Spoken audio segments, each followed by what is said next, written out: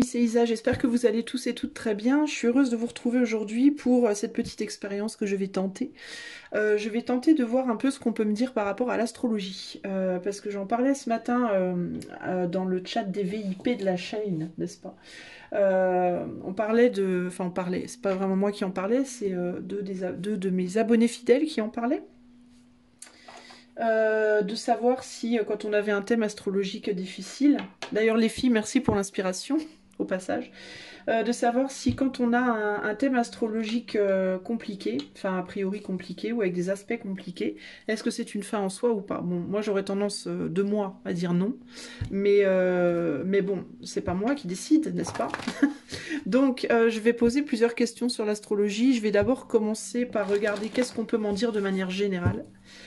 Je voudrais aussi savoir, je vais regarder aussi qu'est-ce que l'astrologie draconique, parce qu'on a une définition de ça, mais moi en fait je veux pas expliquer selon ce qu'on trouve sur Wikipédia par exemple, hein, mais plus selon ce que moi je vois dans les cartes.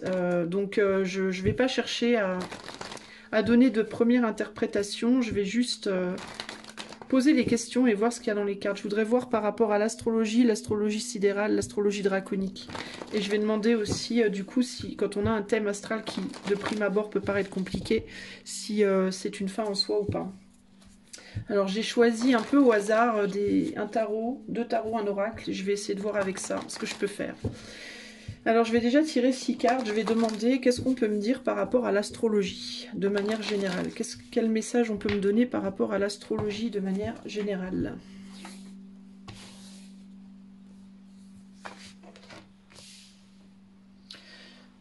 C'est rigolo, je souris parce que cette carte je l'ai vue tout à l'heure et je me suis dit qu'elle allait sortir d'une certaine manière, je sais pas, et je la revois là, donc ça me fait sourire. Bon bref. J'ai la reine d'épée ici, donc c'est vraiment... il y a quelque chose de très mentalisé ici. Clairement. Alors, qu'est-ce que je vois là? J'ai donc la reine d'épée, le mage, le diable, l'impératrice, l'abondance et le chevalier de disque. Alors, je vous demande un instant parce que je vais essayer de me connecter surtout à ce que je reçois en termes d'intuition. Beaucoup plus que le sens des cartes eux-mêmes. Hein.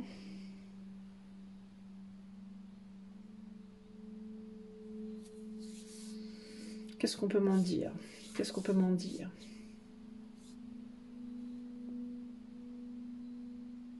On a une reine d'épée, ce qui me vient là tout de suite, c'est qu'on a une reine d'épée ici toute puissante sur une impératrice qui est très douce. Donc c'est intéressant parce que j'aurais tendance à placer l'impératrice, entre guillemets, si on pouvait parler d'hiérarchie, au-dessus de la reine d'épée, moi.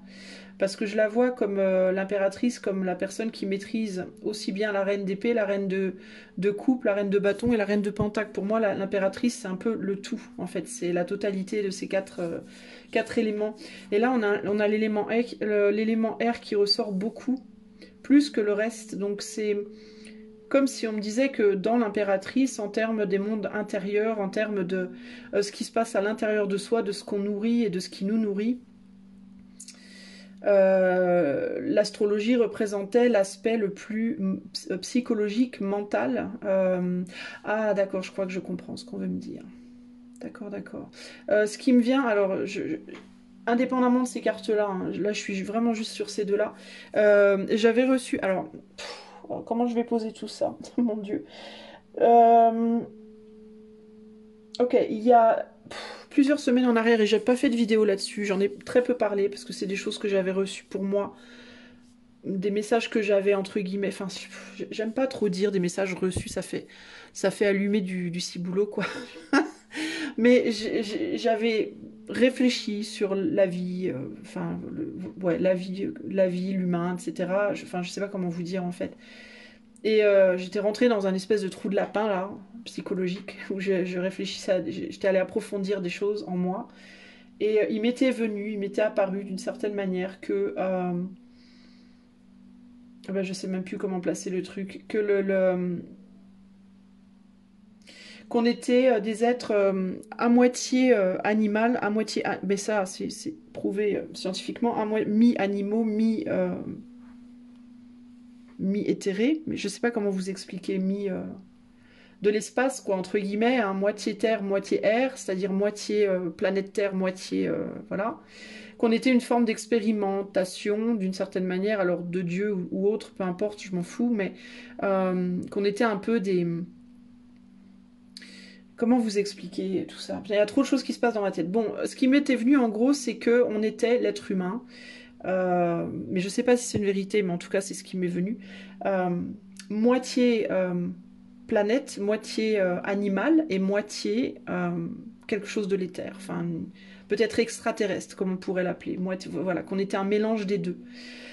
Et que notre expérience humaine venait de nos émotions, en fait qu'on naissait avec une charge mentale et émotionnelle, que chacun d'entre nous vient sur cette terre, on a la partie donc éthérique, avec la partie organique qui se connecte, qui se mélange, qui fonctionnent ensemble et ce qui détermine qui l'on est et ce qu'on va faire, c'est déterminé par la charge mentale, la charge purement psychologique mentale et la charge émotionnelle. Et que c'est avec ces deux instruments-là qu'on navigue dans la vie. En tout cas, je dis pas que c'est la vérité, je dis juste que c'est ce qui m'est venu, ce qui m'était apparu à moi comme étant quelque chose qui est, voilà. Je sais pas d'où ça m'était venu, mais ça m'était venu. Bref. Et là, en fait, je comprends du coup pourquoi on me met cette reine d'épée, parce que il y a cette idée de... c'est comme si on me disait que le thème astral, c'est la carte, entre guillemets, de notre charge mentale. A priori, ça n'est pas lié à la charge émotionnelle. Parce que là, on me donne l'impératrice, donc c'est comme si on me disait, tu vois, dans l'impératrice, il y a les 4 éléments, et ben le thème astral, c'est lié au mental. Donc c'est presque, c'est comme la carte mentale de... C'est comme une espèce de... C'est comme la description, entre guillemets, du mental qui nous a été donné à nous individuellement pour naviguer, entre guillemets, cette aventure qui serait peut-être du coup l'aventure émotionnelle. Naviguer les hauts et les bas de nos émotions, quand on est heureux, malheureux, quand on va bien, quand on va pas bien, etc. Comment on va gérer, entre guillemets, mentalement, qu'est-ce qu'on va utiliser comme outil mental pour naviguer, pour faire la magie, entre guillemets, des émotions qui vont se déverser sur nous ou qui vont passer en nous avec le magicien. C'est quelque chose comme ça ici qui me vient. Donc c'est cette idée de... comme si on avait, entre guillemets, on me dit, il me vient là, une machine devant nous, et que le thème astral, bah, c'était le plan de la machine. Et que quand il y a quelque chose qui fonctionne pas dans la machine, eh ben on va regarder le plan. Alors on va se dire, bon, alors là, il se trouve tel truc, ok, check, là, il y a un boulon, ok, là, il y a une courroie, là, il y a... Voilà, comme une voiture, en fait, il y a... on va voir, bon bah là il y a l'alternateur, là il y a le frein, enfin voilà, et bah c'est un peu pareil, c'est comme cette idée de, c'est comme si le thème astral c'était un peu le plan de la machine, d'une certaine manière, mais le plan de la machine mentale, pas de la machine physique, ni nécessairement de la machine émotionnelle. Enfin moi j'ai vraiment cette idée qu'on me focalise vraiment que sur le mental ici. Alors, je sais qu'il y en a d'entre vous qui vont me dire, ouais, mais dans le thème astro, il y a aussi des choses par rapport aux émotions. Certes, mais c'est par rapport aux émotions, mais c'est la mécanique des émotions. C'est pas l'émotion en elle-même. C'est comme si l'émotion, on pouvait... Enfin, c'est pas, je vais pas dire qu'on peut pas mettre de carte aux émotions, mais les émotions, c'est comme si c'était le... Je sais pas comment vous expliquer. Dans une voiture, si je peux faire l'analogie, je dirais que la carlingue, c'est le corps. Ce qu'il y a à l'intérieur, le moteur, tout ça, c'est les organes. Les émotions, ça va être, je pense, l'essence, le sang, en fait, ce qui fait... ce qui donne du pouvoir, de la puissance ou moins de puissance, ça peut être ça éventuellement. Comment on va la nourrir peut-être, enfin je sais pas. Et du coup le mental, le thème astral, ce serait l'ordinateur qui est à l'intérieur. Donc l'ordinateur va gérer comment utiliser la puissance, l'essence entre guillemets, pour diriger la voiture là où elle veut aller. Ou alors, le mental, ça pourrait être la personne qui rentre dans la voiture et qui va la conduire. Ça peut être ça aussi, peut-être. Ou la somme des deux, je sais pas trop. Mais il y a quelque chose comme ça. J'ai du mal à voir vraiment précisément où se situe l'émotion, mais il y a quelque chose comme ça.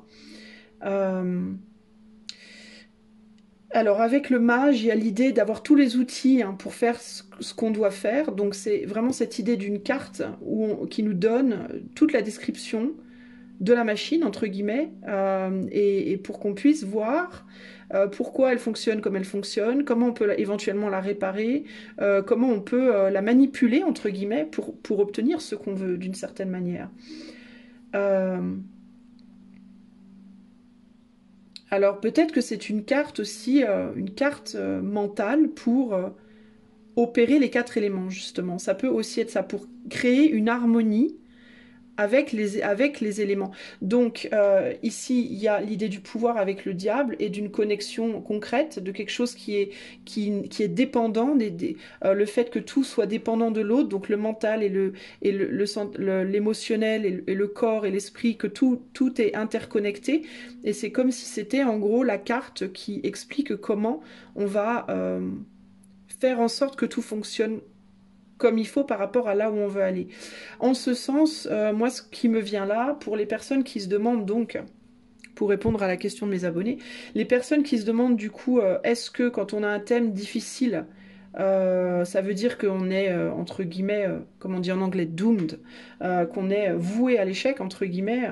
Non, du coup, parce que c'est pas une question de thème de base, c'est pas le thème qui va définir ta trajectoire, c'est comment tu vas l'utiliser. C'est pas toutes les voitures pourront aller d'un point A à un point B, mais elles n'auront pas toutes la même puissance, elles n'auront pas toutes la même forme, elles n'auront pas toutes la même, comment on dit, la même souplesse, la même tenue de route, la même... voilà, vous voyez, elles vont se conduire différemment, elles vont avoir des ressentis différents. Quand on la conduit, ça va donner des émotions différentes, mais elles peuvent toutes y aller. D'accord? Enfin, quand elles arrivent quand elles se matérialisent sur la planète, en tout cas, quand elles prennent forme et qu'on nous donne la clé, voilà, tu as une voiture, elle est toute neuve, on me donne la clé, elles sont toutes en capacité d'aller du point A au point B. Après, ça va dépendre, si tu vas y aller du point A au point B, ça va dépendre comment tu utilises le plan de ta voiture, les informations, les instructions, c'est-à-dire, il faut que tu apprennes à connaître ta voiture, en fait. Jusqu'à quelle vitesse elle peut aller, combien elle boit d'essence,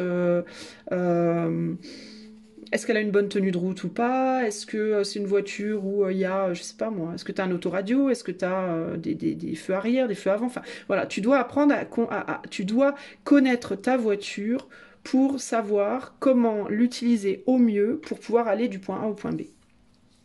Dans certains cas, ta voiture pourra aller très vite. Voilà, tu sais que tu as une voiture avec beaucoup de puissance et qu'elle ira très vite du point A au point B.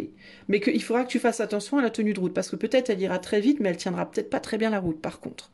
Dans d'autres cas, tu auras une voiture qui ira peut-être un peu plus lentement, qui aura pas la même puissance mais qui aura une super tenue de route. Donc il faudra que tu conduises un peu différemment pour arriver. Tu mettras peut-être plus longtemps, moins longtemps, tu vois. Et il faudra que tu sois plus souple, moins souple. Que tu utilises peut-être plus cet aspect-là. Je sais pas, moi je suis pas très douée en voiture. De toute façon, j'ai pas le permis. Donc c'est très clair.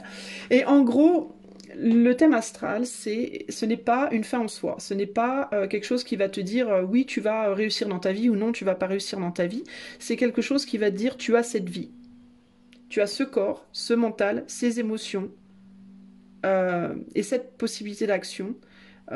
Et tu dois te débrouiller avec ça. Voilà, c'est le package, c'est le sac à dos qu'on te donne pour naviguer sur ta route. En gros, c'est pas le sac à dos, je parle de voiture, mais ça peut être un sac à dos, voilà. On te met là, pouf, tu arrives sur Terre, on te donne un bagage, clac, voilà. Voilà ta charge mentale, voilà ta charge affective, voilà le corps qu'on te donne, et voilà l'énergie qu'on te donne. On te donne ce corps-là, cette énergie-là, cette charge affective-là, cette charge mentale-là. Et avec ça, tu dois aller du point A au point B. Déjà, je ne pense pas que le thème astral définisse ton chemin de vie, par contre. Je vais demander après, du coup, parce que là, si par rapport à ce qu'on me dit là, c'est pas quelque chose qui est là pour te dire où tu dois aller et d'où tu dois partir et où tu dois aller. C'est quelque chose qui est là pour t'expliquer comment tu dois fonctionner, comment tu dois utiliser toutes tes capacités émotionnelles, physiques, psychiques, etc. et d'action pour faire ce que tu as envie de faire en fait. Mais pour moi, ici, il n'y a pas l'idée de c'est quelque chose qui prédéfinit d'où tu pars et où tu vas et comment tu y vas. Et non, c'est pas ça. C'est pas du tout comme ça que je comprends. Ici, c'est le thème astral, c'est le plan de ta machine. Tu es une machine, en fait. Tu es une machine faite partiellement d'organes, organiques, et partiellement éthériques. Et tu dois, et émotionnel et mental, et tu dois utiliser ça pour faire quelque chose. Euh, et c'est ça qui va déterminer, qui va t'aider à faire fonctionner pour aller là où tu veux aller, pour entamer ton chemin et aller là où tu veux aller, pour te projeter et faire les choses. En tout cas, c'est comme ça que je comprends. Je vais rajouter des tarots, des oracles, pardon. Alors, qu'est-ce qu'on peut me dire de plus? Est-ce qu'on peut m'aider à peut-être approfondir cette compréhension? Alors, sur la reine d'épée, on me donne le soleil, la chambre du soleil. Donc le soleil serait le point de base pour moi. C'est la lumière faite. C'est la lumière faite sur ton outil, sur qui tu es. C'est comme un œil, je vois un œil là. Donc c'est une vision, c'est la vision projetée sur qui tu es, globalement, dans ta globalité, extérieure et intérieure, matériel et éthéré. D'accord? C'est comme ça que je comprends ça. Sur le magicien, on amène sana in corpore sano, un esprit sain dans un corps sain. Donc c'est vraiment la globalité de qui tu es, l'esprit et le corps ensemble, et tout ce que tu peux faire avec, toute l'envergure. Moi ici j'y vois dans ce signe une envergure. Jusqu'où je peux lever les bras, jusqu'où je peux écarter les jambes, jusqu'où j'ai du pouvoir en fait. Quelle est la totalité de ma capacité? Il y a vraiment ici cette idée de voilà tout ce que j'ai, en fait, hein, avec le magicien, voilà tout ce que j'ai, la totalité des outils que j'ai pour naviguer ma vie. Comment je peux utiliser tout ça pour naviguer ma vie? C'est vraiment ça que je vois ici. Avec le diable, on a l'empreinte. Donc ça, le diable, j'ai l'impression que ça me parle beaucoup plus du corps physique. Euh, plus du côté physique. Alors, est-ce que ça peut me dire, le diable, côté la terre? Le diable, c'est aussi la terre, c'est Pan aussi. Donc, c'est très paganique, très organique. Donc, peut-être pour naviguer dans le monde du diable, dans le monde de la matière. C'est peut-être ça qu'on essaie de me dire ici. Hein. Ces deux cartes, en fait, je les trouve très puissantes ensemble. L'empreinte avec le diable, c'est vraiment l'idée de je pose ma main, je pose mon doigt sur la matière, sur le monde matériel. Et le fait de peut-être aussi laisser son empreinte dans la matière. Donc une carte qui t'explique tous les outils que tu as pour laisser ton empreinte dans la matière, pour naviguer le monde matériel. C'est un peu les règles du jeu, si tu veux. C'est un peu le Zelda. Voilà comment Zelda est foutu. Voilà le monde, comment il est fait. Voilà les outils qu'on te donne. Voilà les pouvoirs que tu as. Ce que tu as le droit de faire, pas le droit de faire. Ce que tu peux faire, que tu peux pas faire. Et navigue là-dedans avec ça, en gros. Sur l'impératrice, on a le vortex. Le vortex, c'est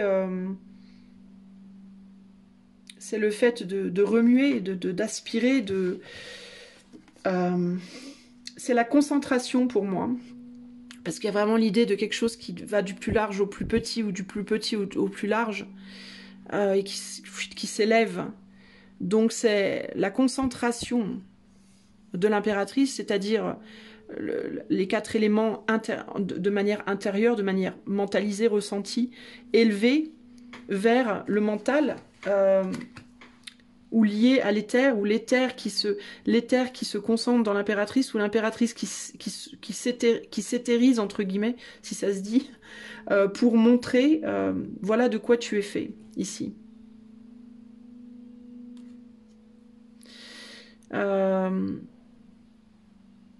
Sur le 3 de coupe, on a le lâcher-prise. Le lâcher-prise,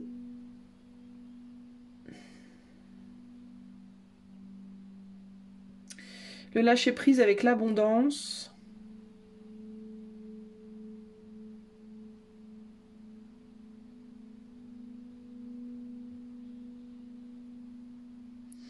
J'essaie de comprendre ce qu'on me dit là.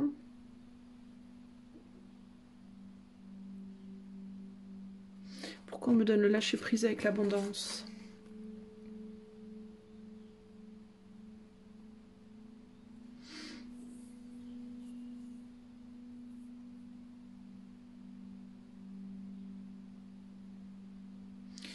On est sur le 8 aussi en termes de nombre ici.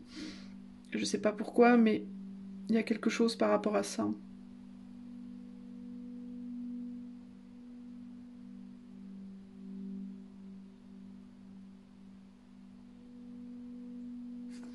Pourquoi on me parle de lâcher prise? Je comprends pas trop. Je vais peut-être poser une carte de tarot dessus parce que j'ai du mal à voir.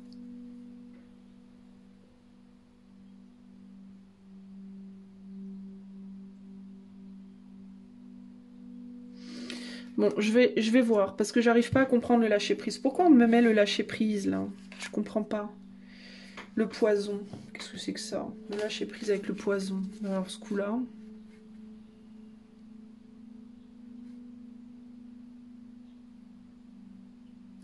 Bon, ça, il va falloir que j'approfondisse avec le tarot, parce que j'arrive pas à comprendre. Et sur le chevalier de disque, on me met... Oh là, Charib Dessilia.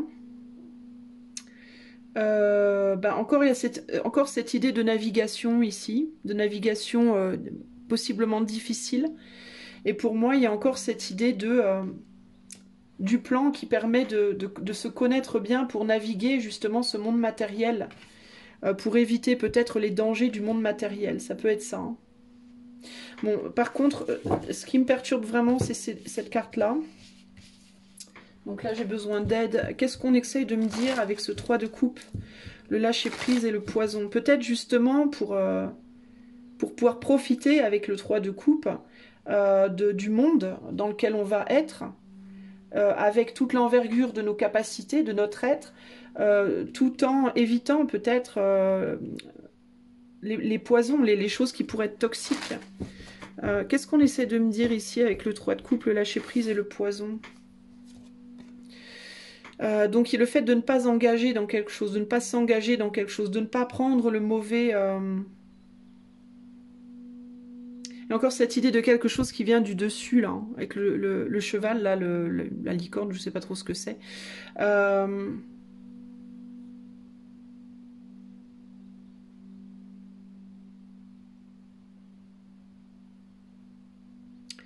Mais qu'est-ce qu'on essaie de me dire? Bon sang, j'arrive pas à choper le truc, j'arrive pas à comprendre. J'essaie de pas mentaliser, en plus j'essaie de me détacher de ma mentalisation, c'est pas facile. Qu'est-ce qu'on essaie de me montrer là? Aidez-moi. Qu'est-ce que vous me dites?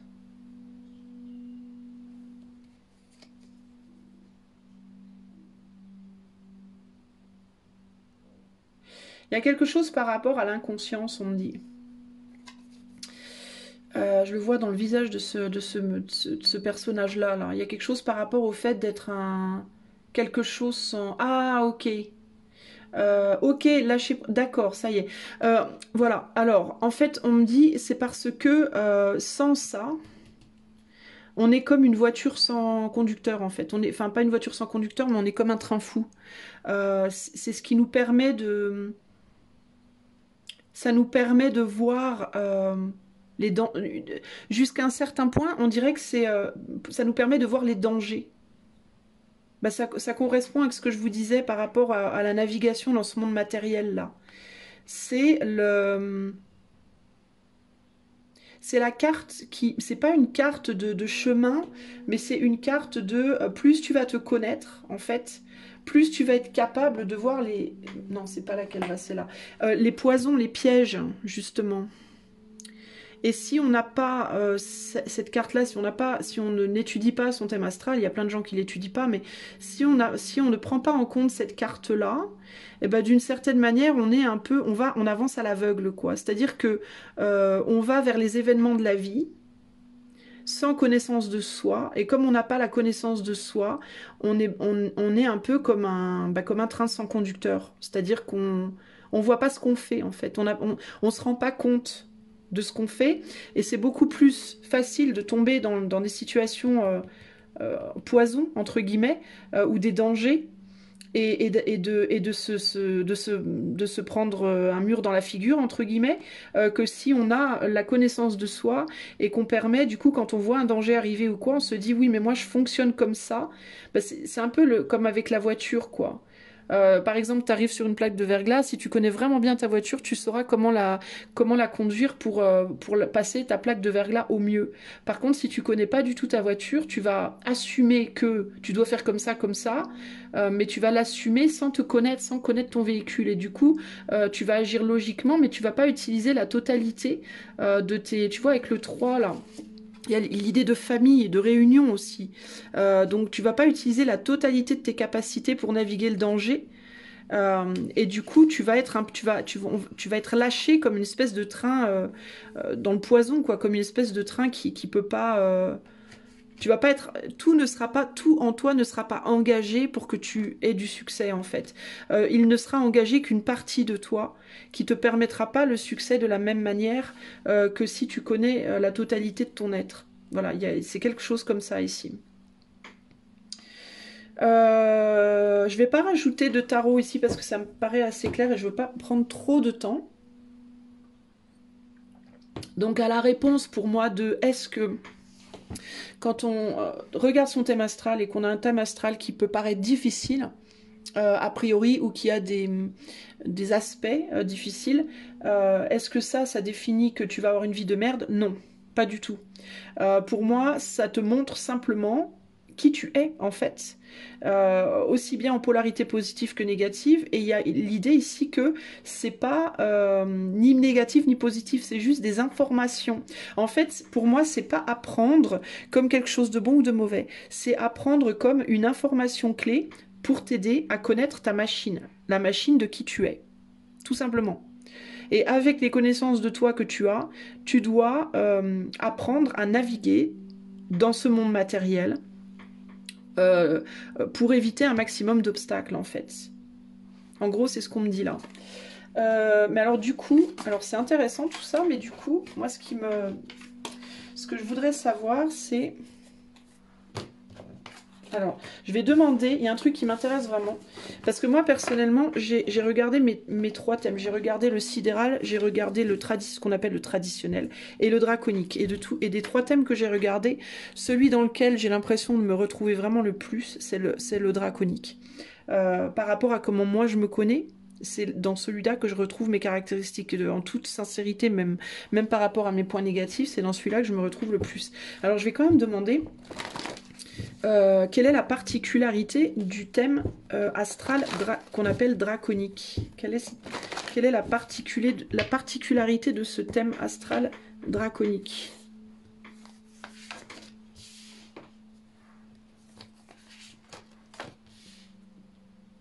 Alors, on a l'élément feu qui ressort pas mal déjà.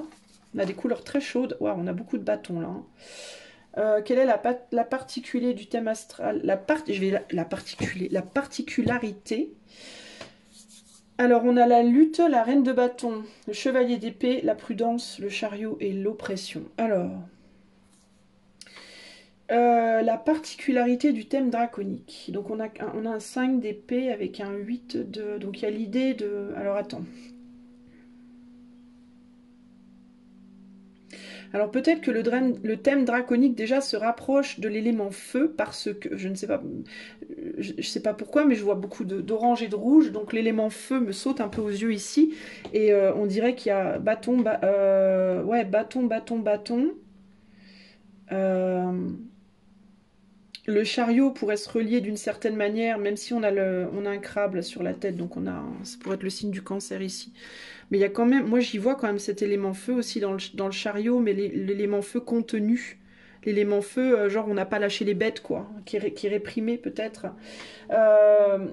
Alors, pourquoi il est connecté à ça? Alors ça peut être peut-être un thème qui est connecté plus à l'action, comment on se comporte, comment on agit dans le concret peut-être. Alors attends, j'essaye de comprendre ce qu'on me dit. Il y a l'idée de maîtrise. J'ai quelque chose par rapport à la maîtrise, par rapport à la retenue. Euh, par rapport à... Avec l'oppression, il y a encore cette idée de quelque chose qui est retenu, quelque chose qui est intérieur, qui a besoin de s'ouvrir. Comme une vanne qui a besoin de s'ouvrir, mais qui est fermée à la base. Qu'est-ce que ça peut être ça? C'est comme si c'était la puissance, le pouvoir. Alors c'est comme si le thème draconique, c'était en gros ton pouvoir, ta capacité, une forme de capacité, d'énergie. C'est comme si c'était la couleur, c'est comme si ce thème-là était plus proche, décrivait plus précisément quelque chose, la puissance qui est en toi, le caractère entre guillemets de la puissance qui est en toi. Donc c'est comme si c'était un peu la carte d'un aspect. Alors, oh, putain, je me suis lancée dans un truc. C'est comme si c'était, par exemple, on retourne sur l'exemple de la voiture ou sur l'exemple du baluchon. Dans ton baluchon, tu as une épée. Je sais pas pourquoi je prends l'épée, puisqu'on parle de bâton, mais voilà, c'est l'exemple qui me vient. Dans ton baluchon, tu as une épée, bah, c'est comme si le thème draconique, c'était... non, c'est pas une bon exemple. On me dit que c'est pas... comment je peux expliquer ça? C'est quelque chose de très profond. Ça parle de quelque chose de profond en toi. Ça parle d'une énergie. C'est c'est pas... C'est la carte d'un élément de la carte. C'est la carte d'un bout. À quoi pourrait se référer le feu dans la voiture? Le moteur au moteur, on va dire que c'est le moteur. Ben, c'est la carte du moteur. Voilà. C'est pas la carte de la voiture entière, comme le thème astral, on va dire traditionnel. C'est la carte du moteur. Voilà. C'est la carte du truc qui va te propulser. Le truc qui fait et c'est quand tu lâches le frein, ça boum, ça avance. Voilà. Donc c'est comme si c'était, en tout cas c'est ce qui me vient là, le thème draconique, la carte de ton propulseur, ce qui va te propulser, de ton moteur intérieur, littéralement ici. Et c'est ça qui va te... Alors là, pour le coup, avec le draconique, on va sur quelque chose de beaucoup plus ciblé. Bah d'ailleurs, je te dis ciblé, et on a une cible. Donc on va sur quelque chose de plus ciblé. Donc c'est une carte d'une pièce de ta machine. Voilà. Alors du coup, il pourrait y avoir probablement plusieurs styles de thèmes différents à faire. Il pourrait y avoir des thèmes qui pourraient cibler différents éléments. Et c'est comme si le draconique, c'était la carte de ton élément feu, en fait. Tu vois? La carte de ton feu, du feu en toi. Donc ce qui va te propulser et comment tu vas agir dans la matière, peut-être aussi. Il y a quelque chose comme ça. Et c'est peut-être pour ça, d'ailleurs, que moi, je me sens plus vibrer avec ça, personnellement. Parce que peut-être je compare avec comment je me sens intérieurement et comment je veux me propulser justement extérieurement. Alors c'est peut-être pour ça, ouais, que c'est fou ça. Donc le thème draconique serait la carte de ton moteur, de ce qui... de ton énergie, de ton... Comment ils appellent ça en Asie le chi, c'est ça? C'est ce qui me vient. La carte du chi, de ton chi, de cette énergie qui est en toi, qui te propulse. Qu'est-ce qu'on me dit sur le thème draconique, sur ce 5 de bâton là? On a la lutte et le cerf. Alors le cerf, je ne sais plus ce que ça veut dire. Mais le cerf, ça me fait penser à une connexion spirituelle avec les bois, puis ça me fait penser aussi beaucoup à une forme de maîtrise. Je ne sais pas pourquoi, mais une forme de maîtrise. La lutte, maîtriser les énergies peut-être. C'est ce qui te vient des cieux, c'est ce qui te vient au niveau du mental, au niveau de l'éther, pour maîtriser peut-être ton énergie, pour apprendre à maîtriser ton énergie, ou c'est la carte de ton énergie, peut-être. On a Carpe Diem sur la prudence. Carpe Diem, c'est profite du jour présent. Et donc là, on a une opposition, parce que sur la prudence, justement, on a réfléchi avant d'agir, entre guillemets, et là, on a, non, agis, quoi, profite, arrête de réfléchir et fais ce que tu as à faire. Et là, on a cette idée des épines, là. Donc la rose, elle est belle, on a envie de la saisir, mais attention aux épines. Donc c'est comme une espèce de... Ouais, ça me fait penser encore à cette énergie, à cette propulsion. Comment tu vas te propulser entre la prudence et l'action, comment tu vas naviguer, enfin, je sais pas, comment tu vas propulser quelque chose. On part de la prudence pour aller vers le carpe diem, donc il y a cette idée encore une fois de se lancer. Peut-être l'élan, peut-être la carte de ton élan, tu vois, quel genre d'élan tu vas mettre à la vie, quel genre de, comment tu vas t'élancer vers les choses, comment tu vas, ton désir intérieur aussi ici, le désir qui est en toi et comment le faire avancer, comment le propulser, il y a quelque chose comme ça ici. Sans te blesser, plus tu vas connaître ton thème draconique et plus tu vas comprendre comment tu peux propulser ton désir ou ton élan sans te faire du mal. La fêlure, donc il y a encore ici une idée de se faire du mal, d'utiliser des blessures. Aussi, peut-être qu'il y a quelque chose aussi par rapport au passé, peut-être une énergie d'une vie antérieure, comment tu peux utiliser l'énergie de ton passé pour affronter ton futur.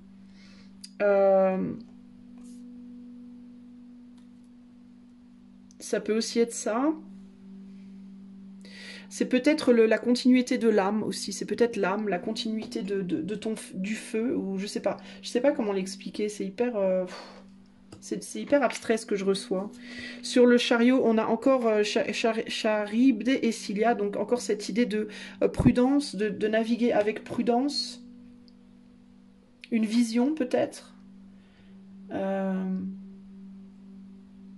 Peut-être que ça décrit que ta capacité et la manière dont tu vas te projeter, dont tu vas prendre les expériences des vies passées peut-être et les projeter pour les vies futures, comment tu vas utiliser ça, comment tu vas, la manière de faire. Le caractère de ton énergie. Le feu, c'est ce qui est tombé du ciel sur la terre, c'est ce que les hommes ont découvert qui jaillissait du tonnerre, entre guillemets. C'est un esprit, on parle souvent de l'esprit du feu. L'esprit, peut-être ton esprit, peut-être que c'est la carte de ton esprit uniquement, euh, de ce qui t'anime, de ce qui te réchauffe. C'est peut-être ça aussi. Chevalier de 10 qu'on a à nouveau l'empreinte. Bah, c'est peut-être ça, c'est peut-être ton empreinte digitale, c'est-à-dire ce qui te rend unique. C'est cette partie de toi qui est unique, justement, qui te définit toi. Le chevalier de Pentacle, c'est l'idée d'aller fabriquer quelque chose, d'aller s'investir, mais de le faire avec beaucoup de prudence, beaucoup de lenteur. Et on voit que le cheval regarde en arrière, donc c'est peut-être ici l'empreinte du passé en toi qui te propulse vers l'avant. Qui tu étais, que tu dois utiliser pour aller vers qui tu vas être. Il peut y avoir ça. Et l'oppression n'a l'escargot. Donc il y a vraiment cette idée, encore une fois, de lenteur, de retenue. C'est quelque chose qui retient pour moi. Il y a quelque chose par rapport à ça. Ce qui va, c'est peut-être ce qui va ralentir ton action en termes de réflexion, les leçons que tu as apprises de ton passé et comment elles vont te servir pour ton futur, mais je parle plus en termes de vie passée ici plutôt que dans cette vie entre guillemets. Ou alors ça peut être ta capacité, selon comment tu avances dans ta vie, à utiliser les leçons du passé pour aller vers l'avant aussi. Ça peut, pour continuer ton chemin, ça peut aussi être ça. Mais j'ai plus l'impression de... Ouais, il y a vraiment cette empreinte, la trace. L'escargot, quand il avance, il laisse une trace derrière lui comme ça. Il laisse de la bave, comme on dit. Il laisse une trace. La trace que tu as laissée, la trace de tes blessures passées, la trace de tes fêlures passées. Ouais, il y a quelque chose comme ça. Pour moi, il y a un truc par rapport aux vies passées, aux vies antérieures. Comment tu vas, avec quelle sagesse tu vas utiliser toutes les fêlures, toutes les blessures, toutes les épreuves de tes vies antérieures pour aller vers l'avant. Donc ça peut en même temps révéler ce thème-là. Ça peut être la carte de tes vies antérieures et la carte de tes vies futures aussi peut-être. Il peut y avoir ça.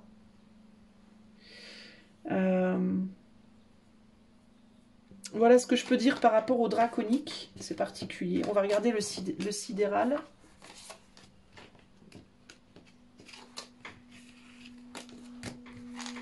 Je vais essayer de ne pas faire une vidéo trop longue, parce que il est déjà tard pour moi, là.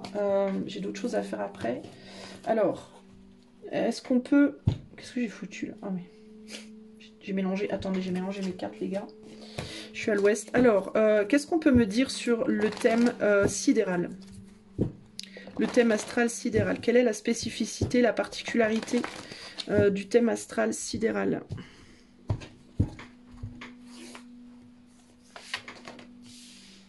Alors là, on est dans l'épée. Ah ben, vous voyez, c'est ouf, hein? C'est ouf. C'est ouf, hein? Là, on a 2 épées, là. Et des coupes. Non, on a un peu de tout, en fait. On a des pentacles, des épées, des coupes. Bon, c'est différent, alors, du coup, là. Alors là, qu'est-ce qu'on m'en dit? Défaite, prince des épées, plaisir, changement, échec, l'ermite. Bon, alors là...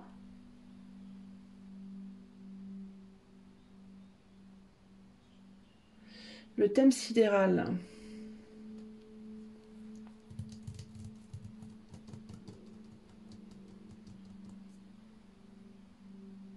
Bon, il y a clairement quelque chose par rapport aux polarités. Par rapport à l'ombre et la lumière, il y a quelque chose par rapport à... Moi, c'est bizarre parce que ce qui me vient là, comme ça, en survolant des yeux, sans considérer les cartes, mais j'ai l'impression de quelque chose qui n'est pas presque qui est pas légitime.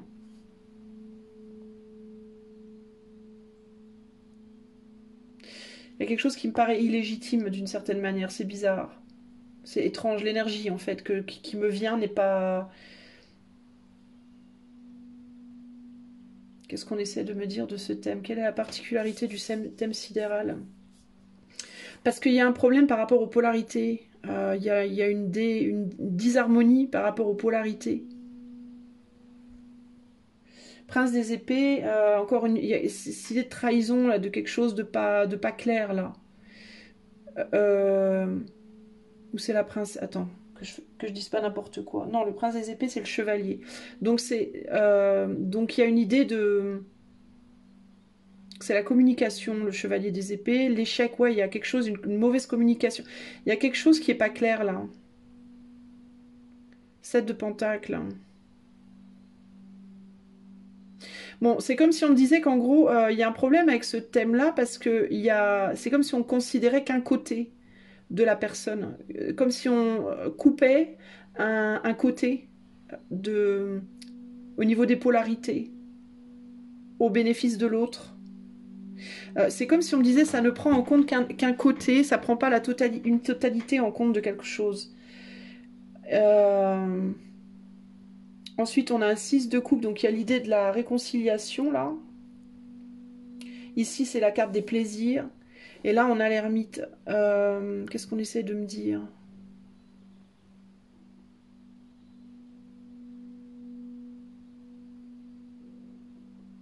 C'est très New Age, j'ai l'impression, comme thème. C'est comme si c'était une fabrique... Enfin, je vais pas dire nécessairement une fabrication, mais...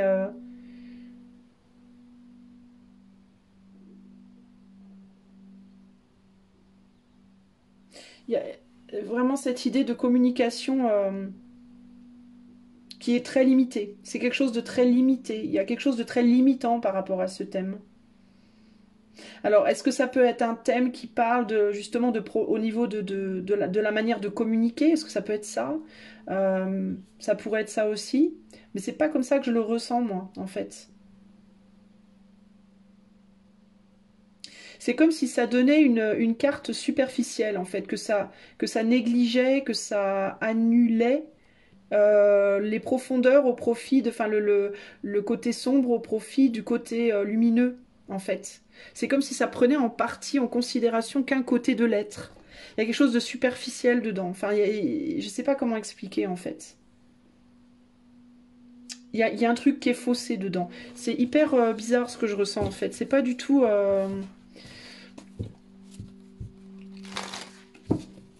Ou est-ce que ça parle que de la manière dont on se comporte de manière très superficielle, mais que ça ne prend pas en compte l'aspect vraiment intérieur, au niveau de la carte que ça donne? Est-ce qu'on peut m'en dire plus sur le thème sidéral? Quelle est la particularité du thème sidéral, s'il vous plaît? Pourquoi la défaite ici? Et on a le poison sur la défaite.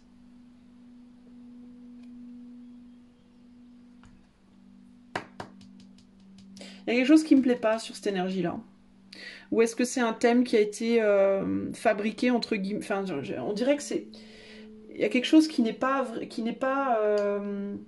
profond, qui reste extrêmement superficiel et qui empêche du coup de peut-être de voir les profondeurs de l'être. Il y a quelque chose comme ça.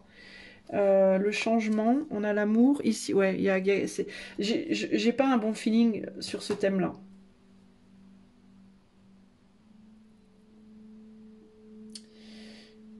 Le changement, l'amour et puis le poison et la défaite et le poison au-dessus du changement et de l'amour, ça me plaît pas. Ça me plaît pas trop. C'est comme si c'était une fausse carte. Voilà. Si je devais le dire en termes de carte de voiture, c'est comme si on te vendait une Lamborghini avec la carte d'une Twingo. Ou l'inverse. Tu vois? Ou qu'on te donnait la carte juste de la carlingue, juste de la... Oh, t'as vu, elle est belle, elle est fuselée et tout, et en fait, elle va à 2 à l'heure, quoi.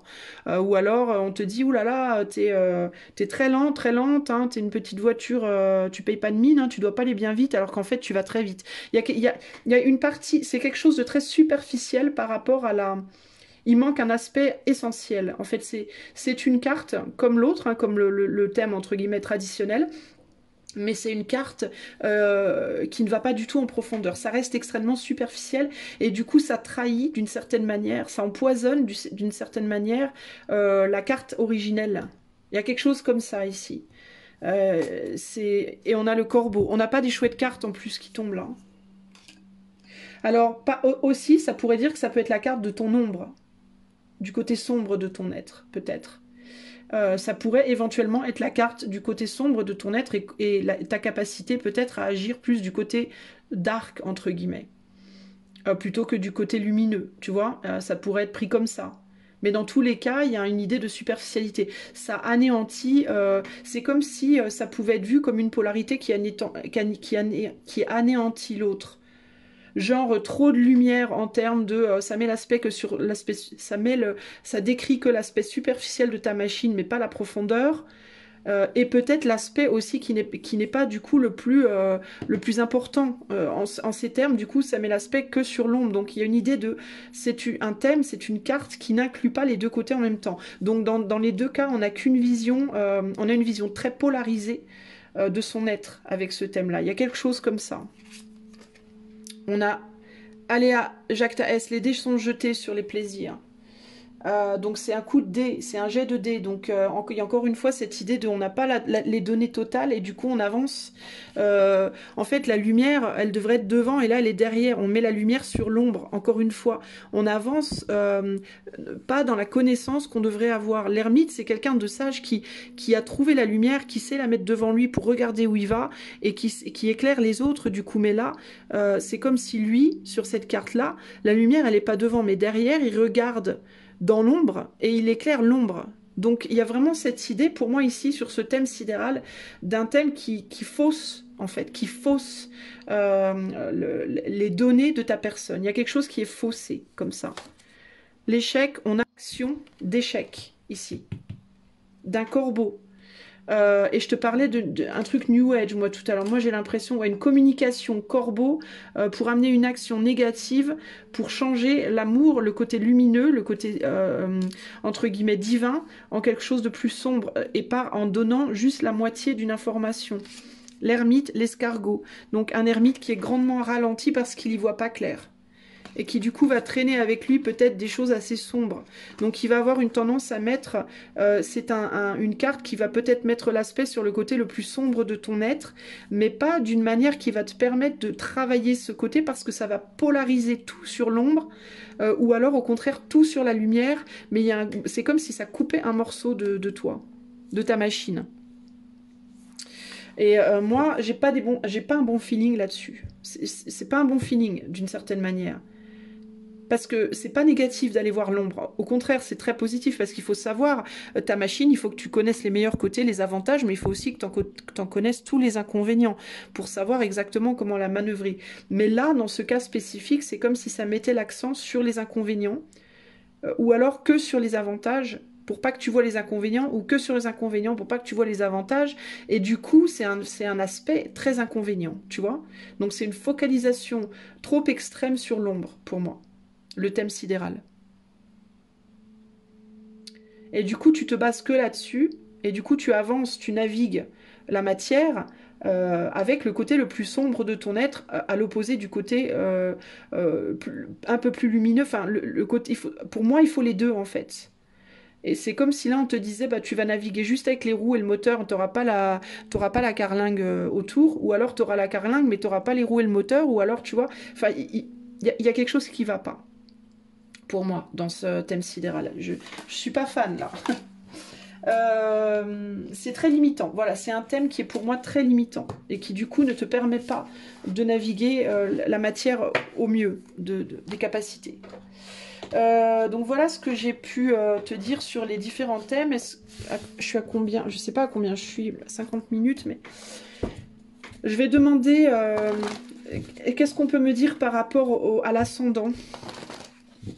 Quelle est l'importance de l'ascendant dans un thème astral? Quelle est l'importance? Après, je pourrais refaire d'autres thèmes si vous voulez, mais quelle est l'importance de l'ascendant dans un thème astral? L'ascendant, c'est quoi alors? Non, c'est pas comme ça que je vais demander. Non, je vais pas demander quelle est l'importance. Je vais demander qu'est-ce que c'est. Qu'est-ce que ça décrit? Qu'est-ce que décrit l'ascendant? Parce que c'est pas l'importance que je veux savoir, moi, c'est à quoi ça sert. Qu'est-ce que décrit le signe ascendant dans un thème astral? Qu'est-ce que décrit le signe ascendant dans un thème astral? Qu'est-ce qu'il décrit? Le signe ascendant. Je vais juste regarder si ça correspond à ce qu'on dit en général, que l'ascendant, c'est la manière dont tu te projettes dans la matière. On va voir si... On a pas mal de bâtons, là. On a pas mal de feu, là, encore. Hein. Alors, chevalier de bâton. Donc, il y a vraiment cette idée de projection, d'action concrète. La prudence. Donc l'action concrète qui vient des profondeurs de l'être, pour moi ici, qui vient de... C'est l'étude de l'action peut-être concrète. Le désir aussi. Les actions concrètes, les désirs. Et j'ai envie de dire ici les leçons apprises des échecs, d'une certaine manière aussi. Avec la tour et la fortune là. Peut-être la capacité d'affronter les échecs, la manière dont peut-être la capacité qu'on a d'affronter les moments difficiles, les échecs, mais je sais pas pourquoi, il me vient aussi ce qu'on tire, ce qu'on apprend, notre capacité d'apprentissage de nos échecs. C'est ce qui me vient là. Ce qui m'interpelle, c'est que ce chevalier là, il est tourné vers le passé et pas vers le futur. Alors, est-ce que ce serait quelque chose qui, en réalité, nous renseigne sur comment on se projetait avant? Comment on se projetait peut-être avant? Peut-être dans une vie passée. Nous, on le prend pour étant comment on se projette dans cette vie-là. Mais peut-être que c'est pas... parce que tout va dans la direction du passé ici. Même les flammes, elles sortent dans la direction du passé. Et même le sphinx regarde dans la direction du passé. Alors, est-ce que ce serait... Alors, par contre, on me dit, le sphinx, oui, certes, il regarde derrière, mais il tourne et il va... Après, il va de l'avant. Donc, est-ce que ce serait pas... Comment on se projetait avant, dans le passé, extérieurement parlant, et qui nous propulse intérieurement vers l'avant? Est-ce que ce serait pas ça, peut-être? Nos actions passées, peut-être ce qu'on faisait dans le passé qui nourrit notre intériorité et qu'on doit utiliser pour se propulser vers l'avant, en utilisant nos erreurs passées, les leçons de ce qu'on a appris. C'est un peu ce qui me vient là, les amis. Alors du coup, à quoi? Alors si on regarde l'ascendant, donc du coup il y a l'ascendant et il y a l'opposé, le signe opposé à l'ascendant. Alors du coup le signe opposé à l'ascendant qui est du coup j'imagine le descendant. Est-ce que lui aurait une signification dans le thème astral? Et si oui, laquelle? Alors on parle de transformation avec la mort, de satiété, d'abondance et l'achèvement. Et on a encore une roue là. Vous noterez que notre 4 de bâton sur cette carte, c'est comme une roue.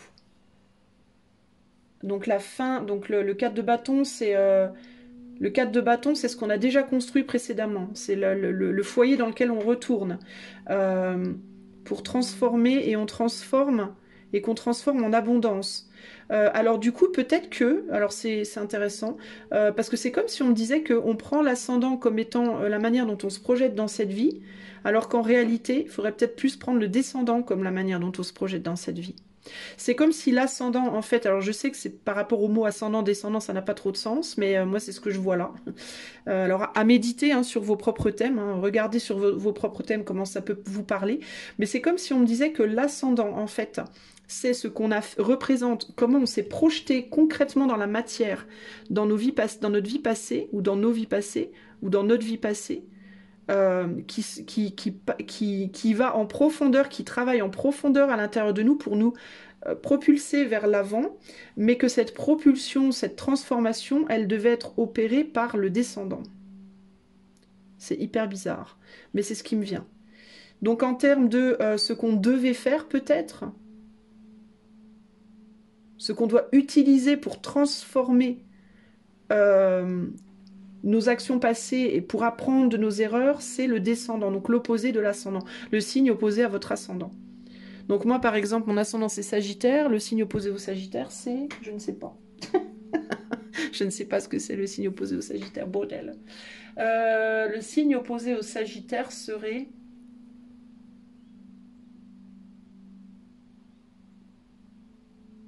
J'ai passé pas... Non, la Balance, c'est le Bélier. Attends. Sagittaire... Attends, Balance, Scorpion, Sagittaire, donc...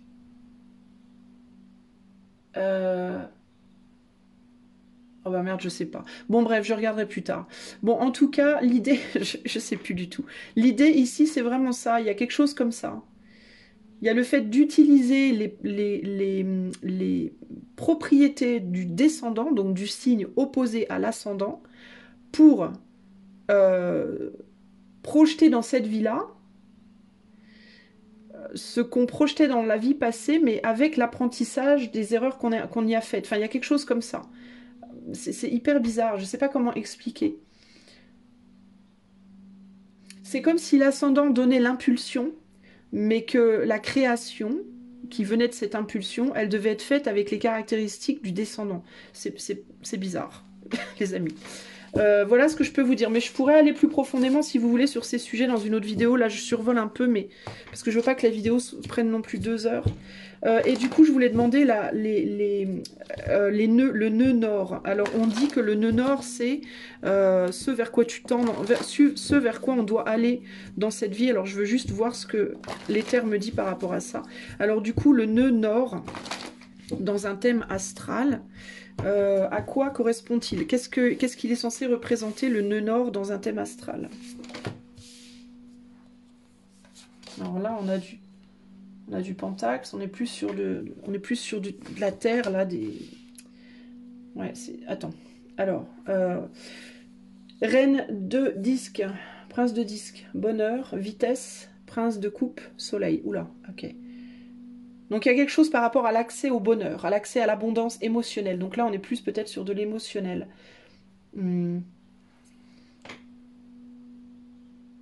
Donc on passe de la terre à l'eau. On est sur 2 princes. Prince de disque, prince de coupe. Donc on part de la terre pour l'eau.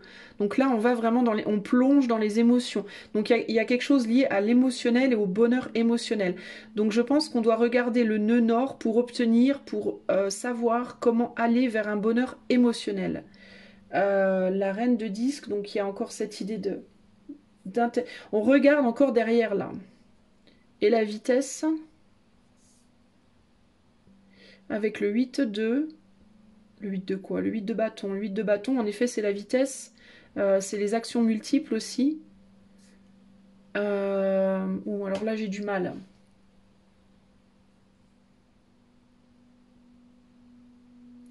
Donc c'est connecté au nœud sud, clairement. Elle regarde derrière elle. Donc il y a l'idée des vies passées ici encore. Hein. Il y a l'idée de prendre des vies passées pour avancer rapidement vers le futur, vers un bonheur émotionnel. Mais il y a l'idée de transmuter la matière en émotionnel, de passer de la terre à l'eau. J'ai du mal à vraiment une idée de devoir transmuter quelque chose.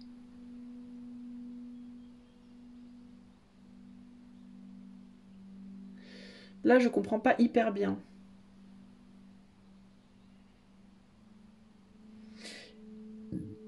Pardon, il y a une idée de direction ici aussi.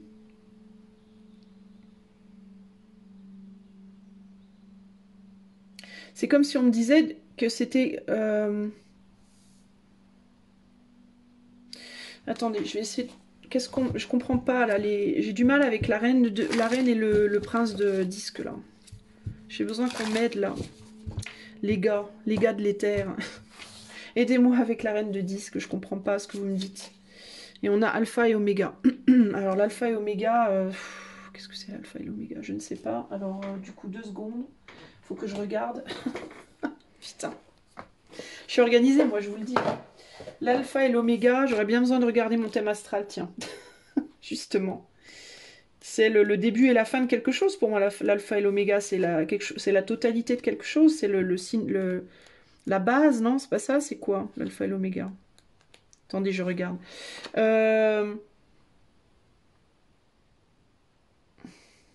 L'alpha et l'oméga vient vous rappeler que vous appartenez à un tout. Oui, donc c'est bien ce que je disais, c'est la totalité de quelque chose, l'alpha et l'oméga. Donc ça peut être la totalité des vies passées, parce que là on a un point central avec de multiples directions. Donc ça pourrait représenter différents angles d'exploration, différentes vies passées.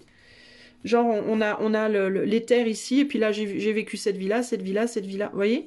Puis ça peut représenter des directions au sein d'un thème astral d'ailleurs, même, pourquoi pas. Et ça pourrait être la somme totale des vies passées, peut-être, le nœud nord. Ça pourrait représenter la somme de tout ce qu'on a déjà fait, en fait. Alors peut-être que, comme on a la totalité de la roue astrale, là, on pourrait penser que... Enfin, je sais pas, mais j'imagine ça, moi, je sais pas pourquoi. On pourrait penser que ça représente peut-être notre... où on en est en termes du thème, dans l'ordre des signes.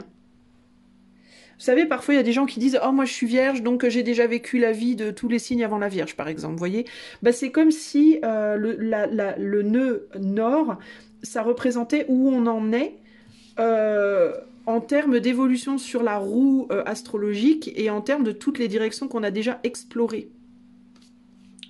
Je sais, hein, c'est pas ce qu'on nous dit, hein, c'est pas ce qu'on nous enseigne. Mais moi, je te dis ce que je vois, ce que je ressens là. C'est l'alpha et l'oméga de toutes les directions que tu as déjà explorées. Donc, c'est là où tu en es, en fait, c'est comme si c'était ton point de repère sur le thème astral de l'univers. Ou de l'ensemble de toutes tes vies. Tu vois, c'est particulier, n'est-ce pas? Et j'ai l'impression que c'est... Alors, est-ce que c'était là où tu étais en dernier ? Ou est-ce que c'est là où tu dois aller, là où tu vas, ta prochaine destination, entre guillemets. C'est bien l'idée du rapport entre la matérialité et l'éther, ici, je pense. Le matériel et le monde spirituel, le monde matériel. Il y a quelque chose comme ça, ici. C'est une projection, c'est comme on dit, une blueprint. Je ne sais pas ce que ça veut dire blueprint, mais c'est ce qui me vient. Le blue de l'eau, et print, la matérialité, noir sur blanc. Alors, qu'est-ce que ça veut dire blueprint? Et moi, je n'ai pas de dictionnaire sous la main. Blueprint, pour moi, c'est une carte. C'est où tu es sur c'est l'empreinte, clairement, la marque où tu es sur la carte, entre guillemets, où tu te situes. Mais pourquoi le bonheur, alors? L'intuition. L'intuition.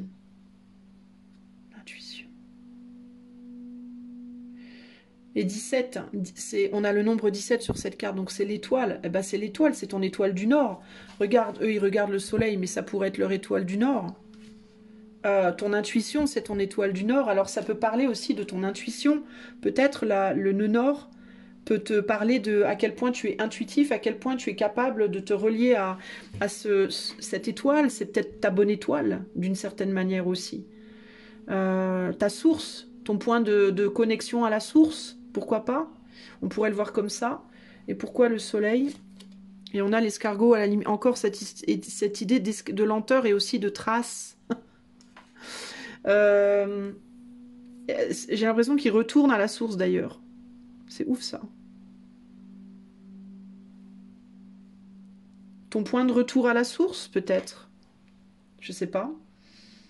La dernière fois que tu es décédé, peut-être que tu es décédé dans le mois où on était le signe du scorpion, ou ça peut être un indicateur peut-être de, je vais pas dire quand on va mourir, mais de ce qu'il faut que tu accomplisses, de ce que tu dois atteindre en termes je sais pas. C'est bizarre. Parce que l'étoile, on cherche à l'atteindre. L'étoile, c'est ce qui nous guide vers.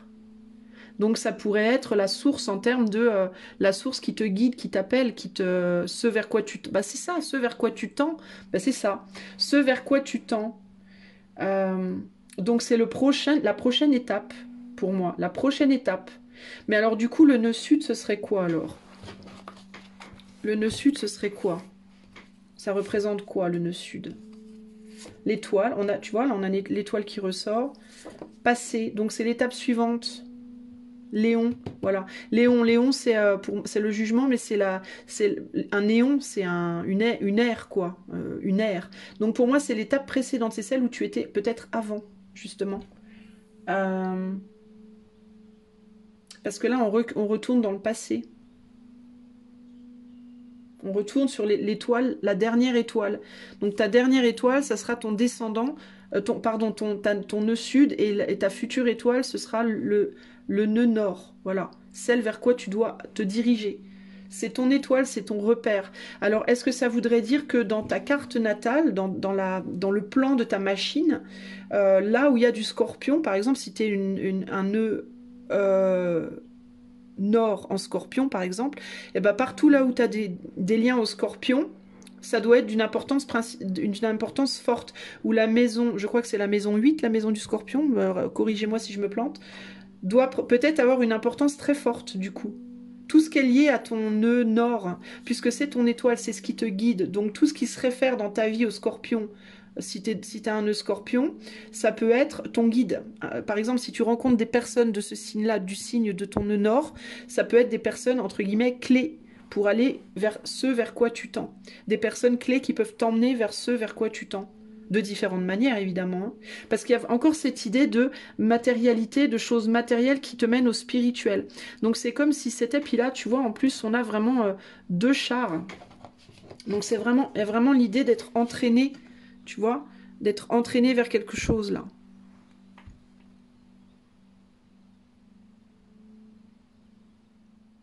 C'est ça qui va t'amener vers un bonheur spirituel, vers un bonheur émotionnel, je pense. Vers ta réalisation spirituelle, émotionnelle. Donc ça correspond bien là pour le coup, ce que je vois par rapport au nœud nord, mais par contre par rapport à l'ascendant, je m'attendais pas à ça. Bon les gars, je vais arrêter parce que ça fait trop long pour moi, puis je commence à avoir le cerveau qui brûle, je suis en surchauffe, donc je vais arrêter. N'hésitez pas à me dire ce que vous en pensez, moi j'ai trouvé ça plutôt intéressant, parce que ça défie aussi des choses, notamment par rapport au... Bah, ça défie ce que je pensais par rapport au thème sidéral, et ça défie aussi ce que je pensais par rapport à l'ascendant, mais du coup je vais regarder un petit peu mon thème. Mais en tout cas, voilà ce que je peux vous dire, j'espère que ça vous a plu. N'hésitez pas si vous avez des sujets que vous aimeriez que j'explore. On m'a proposé les lignes de temps aussi, une abonnée qui m'a proposé les lignes de temps. Faut que je m'y essaye, mais j'ai un peu peur, mais j'essaierai. Mais si vous avez d'autres sujets, les amis, qui vous intéressent comme ça, un peu métaphysique, n'hésitez pas et j'irai explorer ça pour vous. Je vous fais des bisous, je vous dis à bientôt, bye bye.